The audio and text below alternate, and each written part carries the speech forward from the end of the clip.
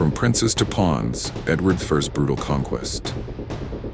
What happens when a towering king nicknamed Longshanks decides he's had enough of rebellious neighbors?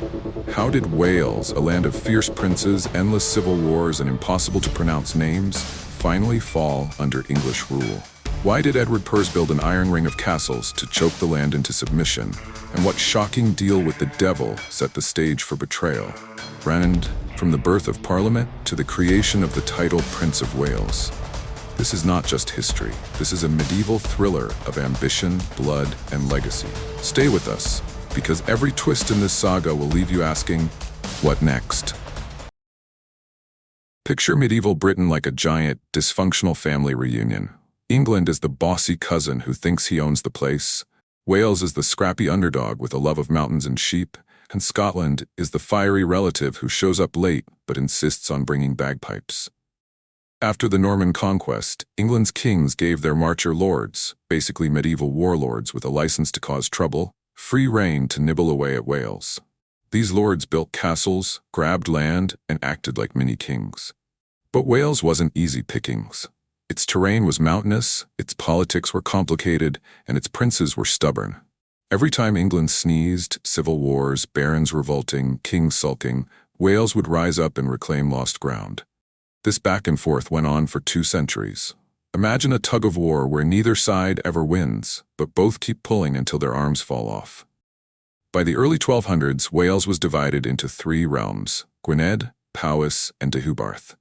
The star player was Llywelyn the Great of Gwynedd, a warrior, diplomat, and all-around medieval rock star. He kept Wales together, bullied his rivals, and even got England's King Henry III to recognize his son Dafydd as heir. But medieval succession was basically a soap opera. When Llywelyn died in 1240, Dafydd inherited Gwynedd, immediately tossed his half-brother Gruffydd in prison, family bonding, medieval style, and annoyed Henry III by refusing to give up his vassals.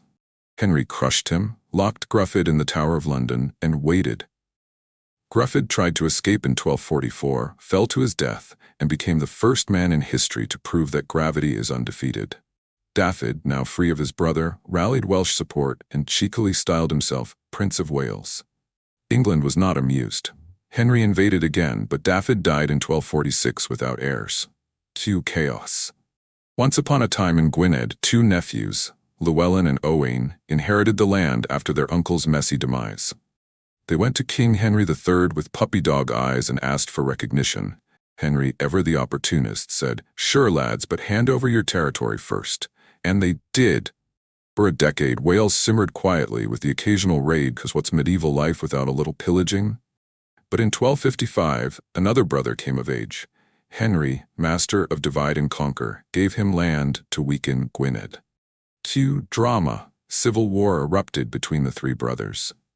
Llywelyn smashed them all, emerged victorious, and became the sole ruler of Gwynedd. Henry wasn't done meddling. He plopped his son Edward, yes that Edward, future Longshanks, into control of Welsh lands. Shockingly, the English treated the Welsh like second-class citizens. Outraged lords whispered to Llywelyn, "Help us." Llywelyn stormed back, reclaimed territory, and styled himself Prince of Wales.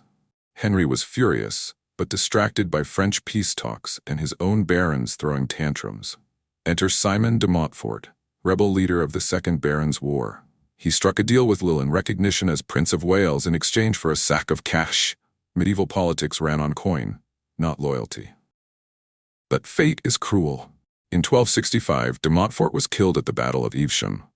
Llywelyn seized the moment, invaded English lands, and forced Henry into the Treaty of Montgomery, 1267. Henry grudgingly acknowledged Llywelyn as Prince of Wales, again for a sack of cash. In 1272, Henry died. His son Edward was off crusading, probably swinging swords at Saracens and practicing his intimidating glare. By 1274, Edward returned, crowned Edward I, the first Edward, because apparently Anglo-Saxon Edwards didn't count. Edward demanded homage from Llywelyn in 1275. Llywelyn said, "No thanks." Edward said, "War."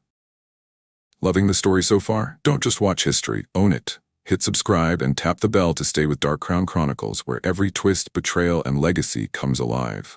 Edward marched into Wales with an army, hilariously, mostly made up of Welshmen. Talk about awkward family reunions. Llywelyn surrendered before major bloodshed.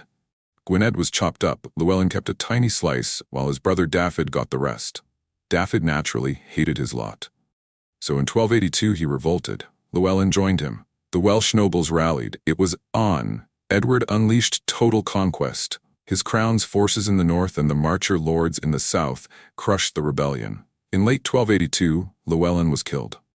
Dafydd carried on briefly, but by 1283 he was captured and executed. This was the end of native Welsh rule. Edward finalized it with the Statute of Rhuddlan, 1284, carving Gwynedd into counties, imposing English law, and booting Welshmen out of prime farmland. Edward built castles, lots of castles, in a giant stone hug around Wales. This iron ring included the mighty fortress of Caernarfon, the new capital. It was medieval intimidation architecture at its finest. But castles are expensive. Edward taxed everything: ale, farmland, and even the Jews. In 1290, desperate for cash, he expelled all Jews from England and Wales, seizing their property and debts. Brutal, but profitable. To raise more money, Edward leaned on his nobles. They met in assemblies called parliaments. By 1295, these gatherings expanded to include knights and commoners. The birth of the House of Commons.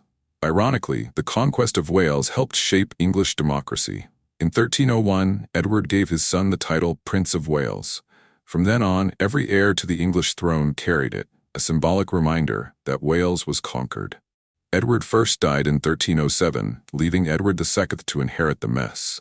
Edward II was more interested in his favorite, Piers Gaveston, than ruling. Nobles hated Gaveston, exiled him, recalled him, and eventually executed him. Meanwhile, Scotland humiliated Edward II at Bannockburn, 1314. In Wales, revolts like Llywelyn Bren's uprising in 1316 fizzled out. The English grip was firm. Wales was now a permanent part of the English realm, its bowmen destined to play a huge role in future wars. Spoiler: Agincourt. Wales lost independence but gained castles, counties, and English law. Edward I secured his western border and taxed more people. Parliament grew stronger, ironically thanks to Welsh subjugation. The title Prince of Wales became a badge of English dominance. Welsh longbowmen would later change the course of European warfare. So there you have it. Betrayal, sacks of cash, castles, executions, and the birth of Parliament, all wrapped up in one epic saga. Wales may have been conquered, but its story is anything but boring. Thanks for watching. Please subscribe and check the bell button. It greatly helps the channel.